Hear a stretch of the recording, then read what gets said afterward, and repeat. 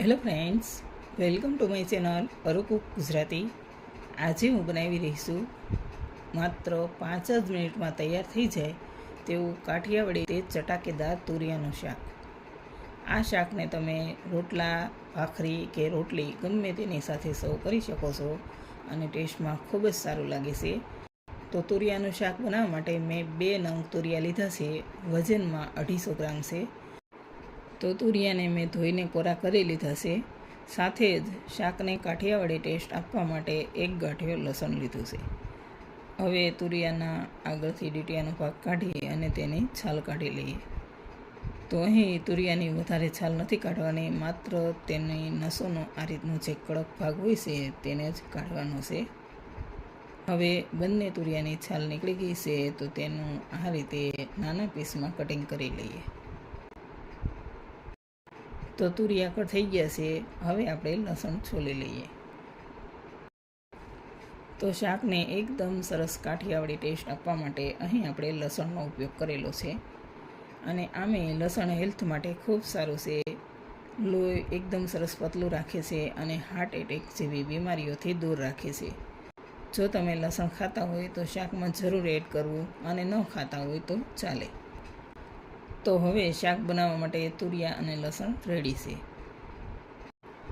હવે ખાંડણી લઈ લઈએ. તેમાં આપણે છોલેલું બધું જ લસણ એડ કરીશું અને 1 મોટી ચમચી જેટલું કશ્મીરી લાલ મરચું પાવડર એડ કરીશું. હવે બંનેને ખાંડતા જઈ અને એકદમ સરસ પેસ્ટ તૈયાર કરી લઈએ. તો અહીં મેં કશ્મીરી લાલ મરચું પાવડરનો ઉપયોગ કરેલો છે. આનાથી શાક વધારે પડતું તીખું નહીં થાય અને શાકમાં એકદમ સરસ કલર આવી જશે. જો તમે વધારે તીખું ખાવાનું પસંદ કરતા હોય તો તમે તીખું લાલ મરચું પાવડરનો પણ ઉપયોગ કરી શકો છો. અહીં આપણે શાકમાં કોઈ એક્સ્ટ્રા મસાલા કે ગરમ મસાલાના ઉપયોગ વગર માત્ર આ લસણ મરચુંની પેસ્ટથી જ શાકનો એકદમ સરસ કાઠિયાવાડી ટેસ્ટ તૈયાર કરીશું. તો મેં એકદમ સરસ ખાંડી લીધું છે અને લસણ મરચાંની પેસ્ટ તૈયાર છે. હવે ગેસ શરૂ કરી પેન ગરમ કરવા મૂકી તેમાં 2 ચમચા જેટલું તેલ એડ કરીશું. અહીં મેં તેલ મારા હિસાબથી એડ કરેલું છે. તમે જો ઓછું તેલ ખાતા હોય તો થોડું ઓછું પણ લઈ શકો છો. હવે તેલ ગરમ થાય એટલે તેમાં 1/2 ચમચી જેટલું આખું જીરું નાખી તેને થોડી વાર થવા દઈએ. જીરાનો થોડો કલર ચેન્જ થાય એટલે તેમાં 1/4 ચમચી જેટલી હિંગ અને 1/4 ચમચી જેટલી હળદર નાખી બંનેને મિક્સ કરી લઈએ.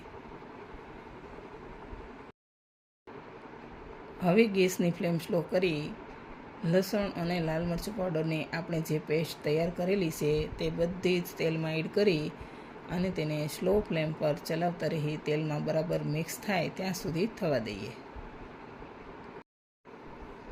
તો સ્લો ફ્લેમ પર સતત ચલાવતા રહી લસણની કચાશ થોડી દૂર થાય અને પેસ્ટ તેલમાં સારી રીતે મિક્સ થઈ જાય ત્યાં સુધી જ થવા દેવાનું છે. ગેસની ફ્લેમ હાઈ બિલકુલ નથી કરવાની. જો હાઈ ફ્લેમ પર કરશો તો મરચું પાવડરનો કલર બળી જશે. હવે લસણ મરચું તેલમાં એકદમ સરસ મિક્સ થઈ ગયું છે.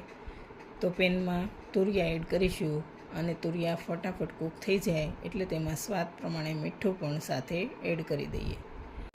હવે મીડિયમ ફ્લેમ પર ચલાવતા રહી તુરિયા એકદમ સરસ કૂક થઈ જાય ત્યાં સુધી થવા દઈએ. આ શાકમાં કોઈ એક્સ્ટ્રા મસાલા કે ગરમ મસાલા વગર માત્ર લસણ અને લાલ મરચુંની પેસ્ટથી જ શાકનો એકદમ સરસ કાઠિયાવાડી ટેસ્ટ તૈયાર થશે. પણ જો તમે લસણ ના ખાતા હોય તો માત્ર લાલ મરચું પાવડર એડ કરો તો પણ શાકમાં ટેસ્ટ ખૂબ જ સારો આવે છે. આ શાક ખૂબ જ ઓછા સમયમાં માત્ર 5 થી 7 મિનિટમાં તૈયાર થઈ જાય છે.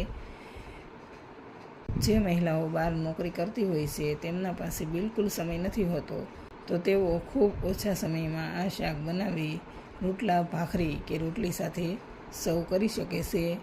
ટેસ્ટી અને હેલ્ધી પેટ ભરીને ખાઈ શકે છે. બહારના ફાસ્ટ ફૂડ ખાવા કરતાં ઘણું સારું છે. તો હવે તુરિયા એકદમ સરસ કૂક થઈ ગયા છે. હવે 1/2 ચમચી જેટલો ધાણા જીરું પાવડર નાખી અને તેને બરાબર મિક્સ કરી લઈએ.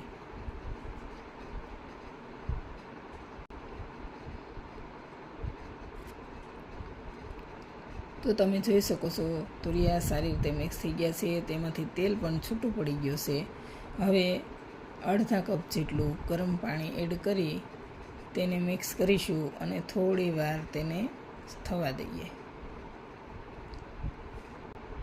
તો શાક થોડું રસાવાળું થશે એટલે જે લોકો ચોળીને ખાવાના શોખીન છે તેઓ રોટલા કે ભાખરી સાથે આ શાક ચોળીને ખાઈ શકે છે.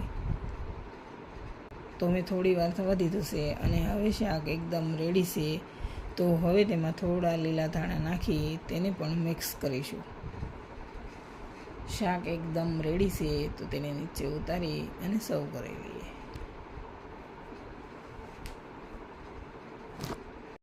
તો ફ્રેન્ડ્સ, રેડી છે. ઝટપટ બનાવીને ફટાફટ ખાઓ તેવું અસલ કાઠિયાવાડી ટેસ્ટ સાથે ચટાકેદાર તુરિયાનું શાક. જો પસંદ આવે તો જરૂર ટ્રાય કરજો અને વિડીયો સારો લાગે તો લાઈક, શેર અને અરુકુક ગુજરાતી ચેનલને સબસ્ક્રાઈબ કરજો.